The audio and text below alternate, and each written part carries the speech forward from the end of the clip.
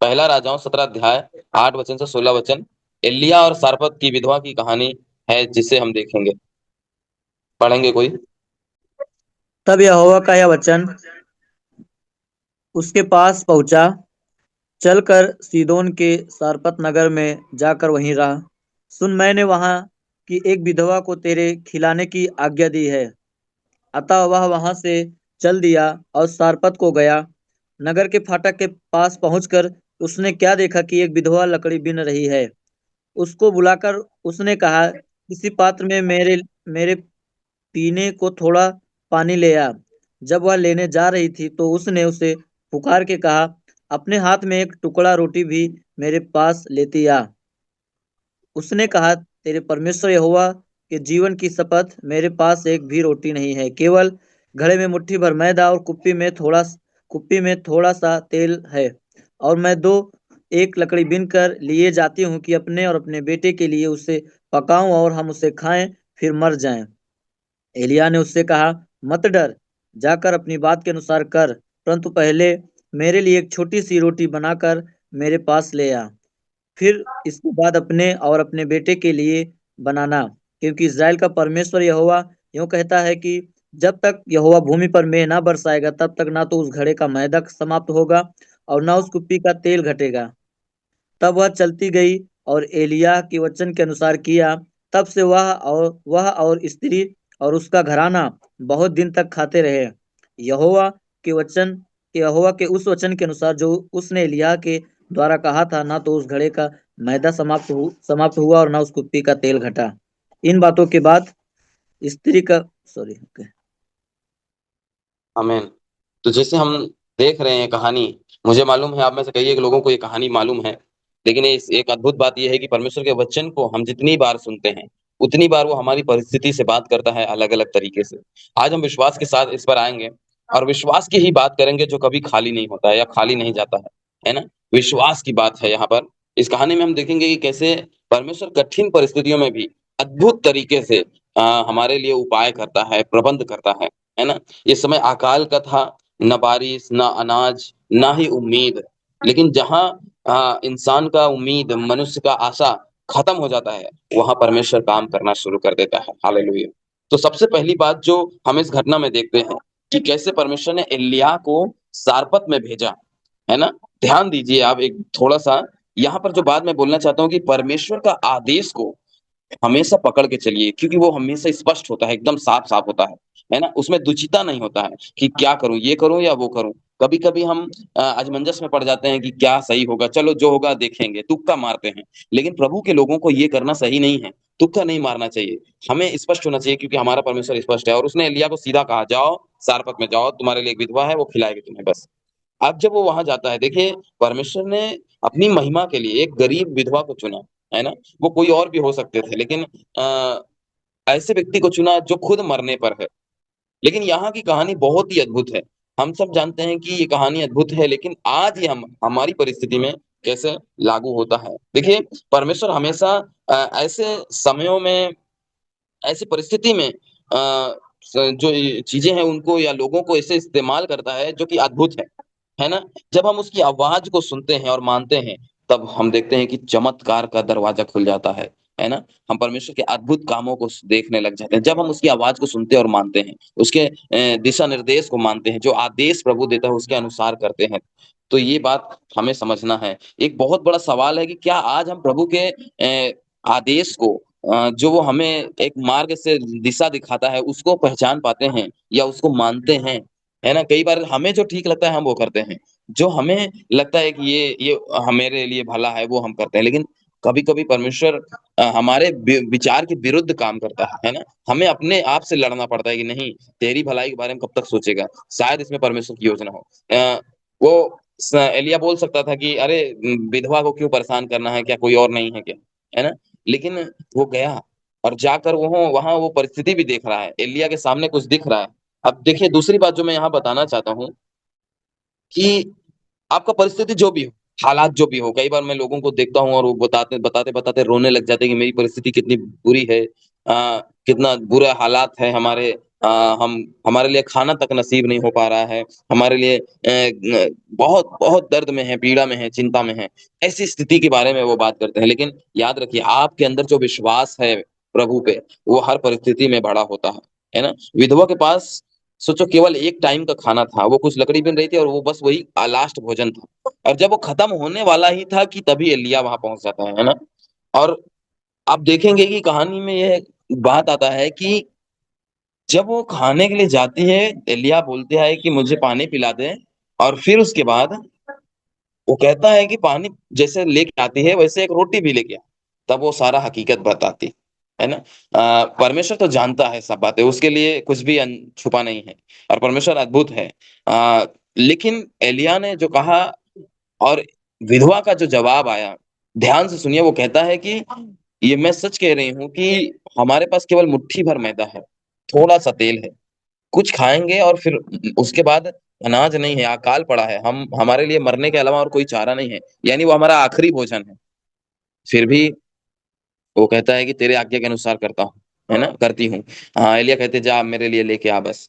अभी एक बात हम देखते हैं कि कई बार हम हमारी उस स्थिति में हम पहुंच जाते हैं जहां पर हमारे खुद के लिए नहीं होता है, और परमेश्वर कहता है कि तुम्हें औरों को खिलाना है ना? मैंने ऐसे गवाहियां को सुने हैं जब कलीसिया में लोगों को प्रेम करने के बारे में, कदम उठाने के बारे में सिखाया जाता है। और ऐसे लोग जो गरीब कलीसिया के लोग हैं, गरीब लोग हैं, प्रभु के दिल अच्छा है उनका, और उन वो चाहते हैं कि मैं लोगों को बुलाऊं, और वो इंतजार कर रहे थे कब मेरी परिस्थिति ठीक होगी, कब मेरा घर अच्छा बन जाएगा, कब मेरा पास पैसे हो जाएंगे, कब मेरे पास सुविधाएं होंगे, मैं प्रभु के दासों को अपने घर पे बुलाऊंगा खाने पे। और वो दिन कभी नहीं आता है शायद। लेकिन कई उसी समय पर अगुए बोल देते हैं कि तुम्हें किसी को अपने घर पे बुलाना है खाने पे, और उसी समय में आपके पास पैसे नहीं है, सुविधाएं नहीं है। लेकिन जब आप ऐसा करते हैं, जब आप लोगों को बुलाते हैं ये समझ कर कि वो मसीह का दास है, वो प्रभु का दास है, प्रभु के जन है, और उनके लिए सत्कार करते हैं, परमेश्वर आपके लिए रास्ता खोल देते हैं। और ये सच्चाई, ये गवाही मेरे जीवन में भी काम किया है। मैंने बहुत समय तक अपने घर को रोक रखा, अपने आप को रोक रखा कि शायद और सुविधाएं होंगे और अच्छे होंगे तो मैं प्रभु के दासों को अपने घर पे बुलाऊंगा। लेकिन हमने फिर निर्णय कर लिया कि हमारे पास जो भी है, जैसा भी स्थिति है, हम प्रभु के दासों का सेवा करेंगे, अपने घर में सत्कार करेंगे। और हमने कदम उठाया और हमने देखा कि परमेश्वर ने वहां से हमारे लिए आशीष की रास्ता खोल दिया, है ना? तो ये कहानी है। न सिर्फ कई बार हम सिर्फ दान की टोकरी की ओर देखते हैं कि हम देंगे तो हमें प्रभु देगा, और यहाँ पर भी हमारे अंदर पाने की इच्छा से हम देने के सोचते हैं।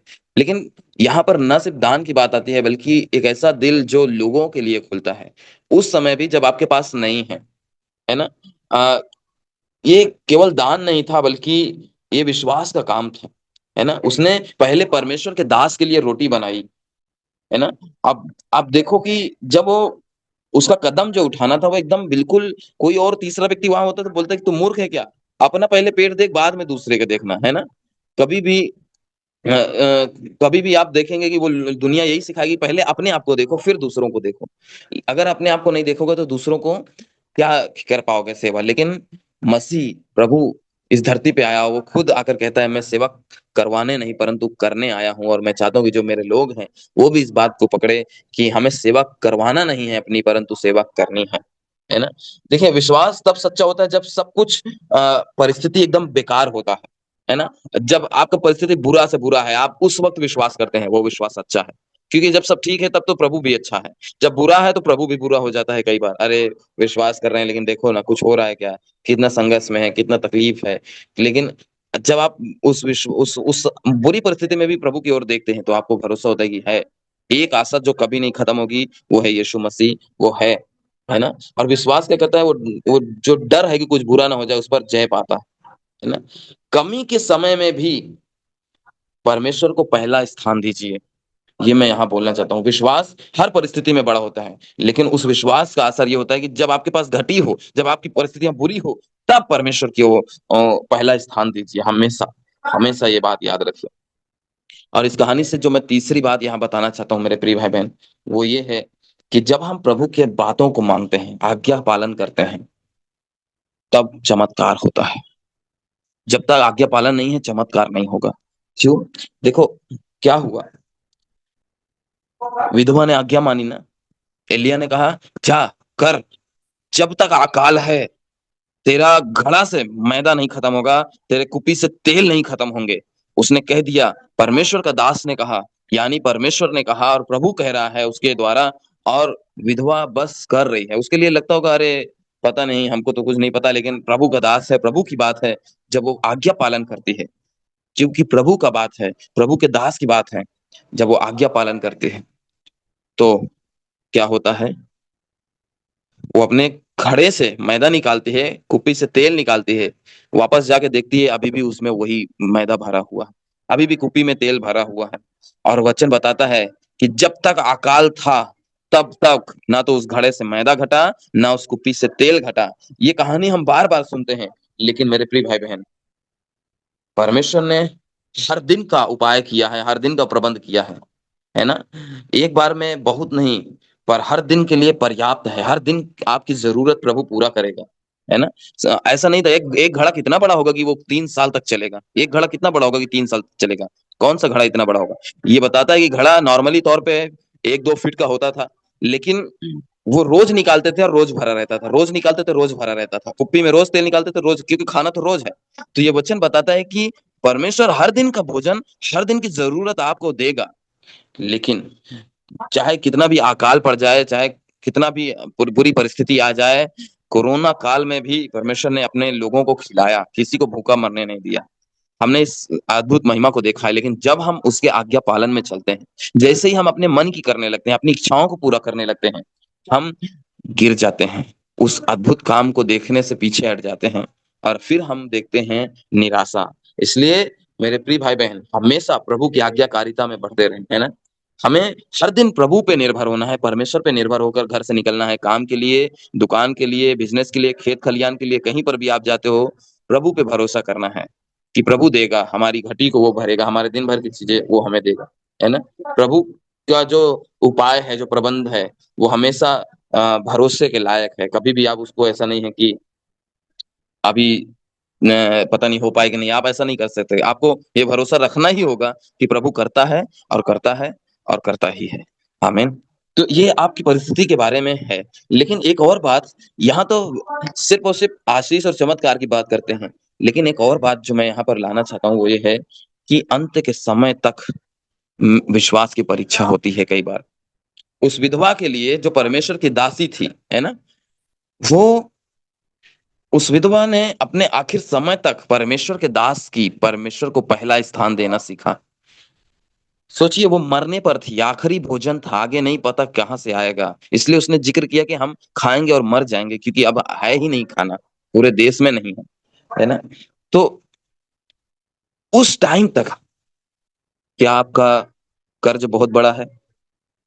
क्या डॉक्टर ने बोल दिया है कि अब इसका इलाज नहीं हो सकता है? शायद आप दवा के ऊपर भरोसा पे चल रहे हैं कि दवाई है तो चलेंगे, नहीं तो दवा बंद, जिस दिन पैसे आने बंद, दवा बंद, दवा बंद तो मतलब सांसें बंद। शायद आपका घर में विधवा के जैसे परिस्थिति है, रिश्ते टूटने पर हैं, आशा नहीं दिख रही है, आप हार मान चुके हैं। लेकिन इस विधवा से आज आपको परमेश्वर कुछ कहना चाहता है कि वो विश्वास रखी और आखिर सांस तक परमेश्वर को पहला स्थान दिया। परमेश्वर के लिए अपना उस कमी में, उस घटी में भी अपने दिल को खोला।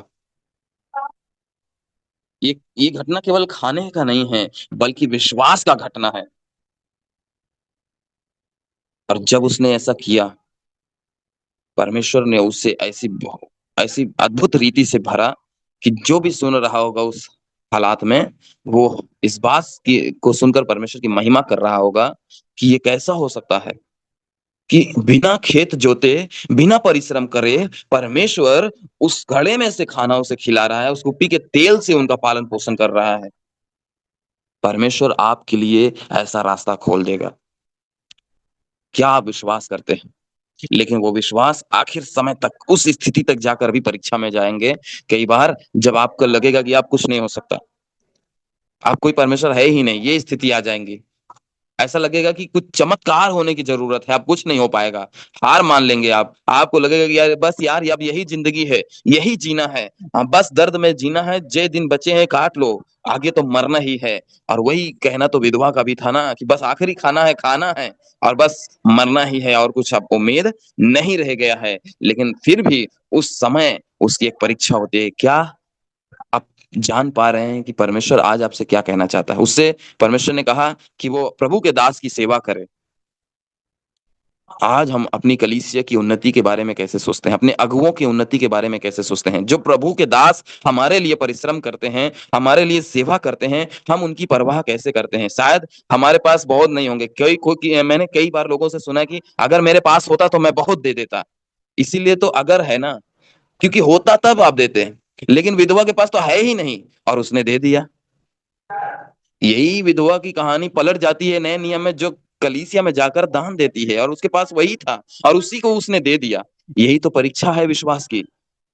हम इस बात को समझ ही नहीं पाते कि हमें लगता है कि जो है हमारे पास, हमें उसमें से देना है, जो नहीं है उसमें से भी देने के बारे में सोचना है।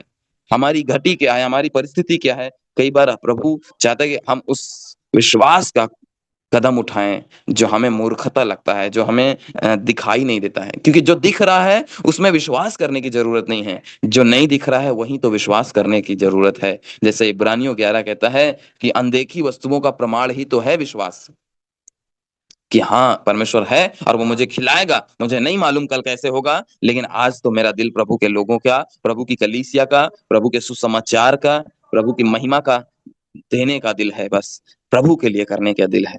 और जब हम ऐसा भावना, ऐसे दिल रखते हैं परमेश्वर के लिए, परमेश्वर हमारे लिए अकाल में भी ऐसे घड़ों और कुप्पियों को खोल देते हैं जो हमें खिलाएंगे और हमें कभी किसी बात की घटी नहीं। मेरे प्रिय भाई बहन, जब आप परमेश्वर को पहला कर देते हैं, विश्वास को पूर्ण विश्वास में बदल देते हैं, आज्ञाकारिता को पूरी तरह से आज्ञाकारिता में बदल देते हैं, तब कमी भरपूरी में बदल जाती है, संकट में सुरक्षा आ जाता है और असंभव में भी परमेश्वर चमत्कार करके दिखाता है। हालेलुया! क्या आप विश्वास करते हैं? अपने लिए बोले आमीन, मैं विश्वास करता हूँ और प्रभु है, और मैं ये कदम उठाऊंगा कि प्रभु, मेरे घटी में भी, मेरी कमी में भी, मेरी बुरी परिस्थिति में भी मैं प्रभु के लिए ज्यादा से ज्यादा करने के लिए तैयार हूँ। फिर वो चाहे सेवा की बात हो, दान की बात हो, भेंट की बात हो, कलीसिया की उन्नति की बात हो, कलीसिया की अगुओं की बात हो, प्रभु के राज्य की बात हो, दुनिया भर की कलीसियाओं के लिए बात हो, आंसू बहाने की बात हो, दर्द और पीड़ा सहने की बात हो, बदनामी सहने की बात हो, विरोध का सामना करने की बात हो, हर बात में मैं प्रभु के लिए, सबसे पहले प्रभु के लिए हमेशा करता रहूंगा। आमीन। परमेश्वर वादा करता है और उसका वादा सच्चा है। शायद आप अकाल में उस विधवा के जैसे हो, परमेश्वर कोई ना कोई एलिय्याह आपके घर पे दरवाजे पर भेज देगा। शायद आप उस एलिय्याह के जैसे हो जो जो आपको कहेगा कि जा, तेरे लिए मैंने उपाय करके रखा है, कदम उठा। आप कौन हो मैं नहीं जानता, लेकिन जो भी हो, परमेश्वर आपका है और आपका ही है, और वो हमेशा घटी में भी उपाय करता है। आमीन। परमेश्वर आप सबको आशीष दे और आज इस वचन के दौर द्वारा आप परमेश्वर की ओर देखने शुरू करें। आइए हम बोले, हे हमारे स्वर्गीय पिता, हमें ऐसा विश्वास दे जो परिस्थितियों से बड़ा हो। जब हमारे पास थोड़ा हो तब भी हम तुझ पर भरोसा करें।